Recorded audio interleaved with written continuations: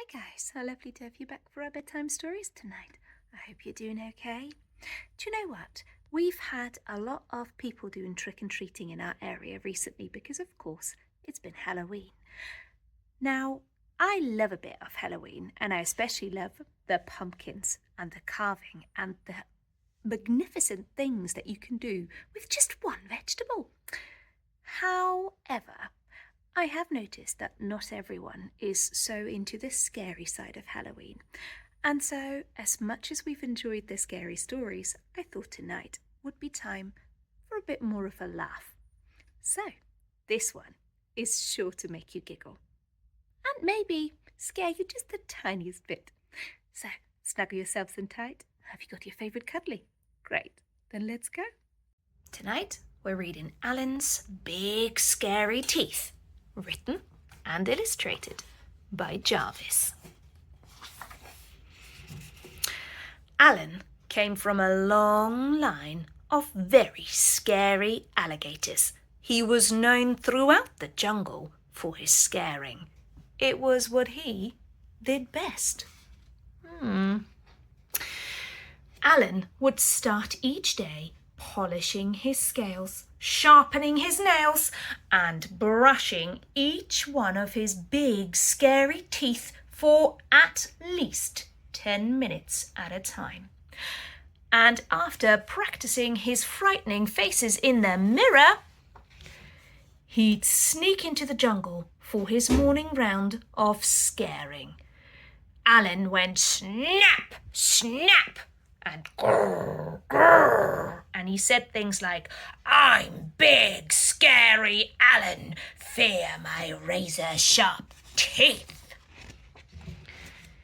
He made the frogs leap off their lily pads, the monkeys tumble from the trees, and the parrots screech in terrible terror. "Ha ha! I love being scary," laughed Alan. After a long day of scaring the jungle animals, Alan would head back home to the swamp, relax, finish the crossword in the Jungle Times, and dum dum dum, take out his false teeth. Nobody knew about Alan's false teeth. "Good night, teeth. Sweet dreams, my scary snappers," Alan would say as he put them away carefully in his super secret hiding place.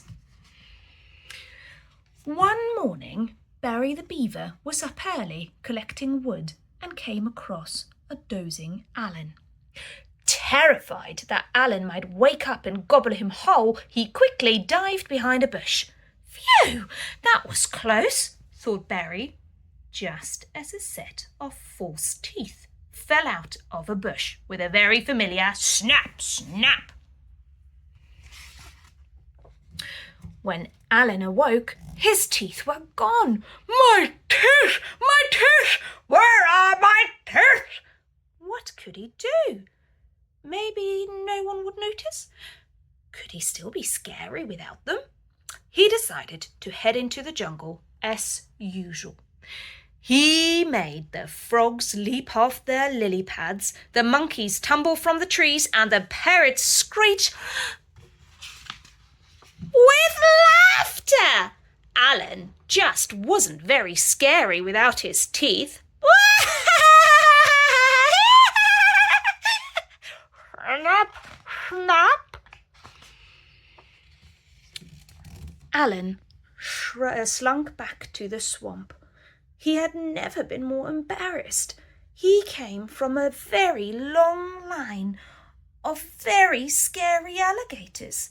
Scaring was all he had ever known.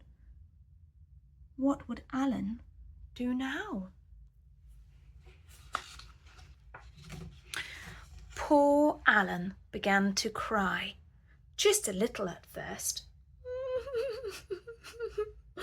But then the tears kept coming. He howled and yowled more than all the jungle babies put together, and he could not stop crying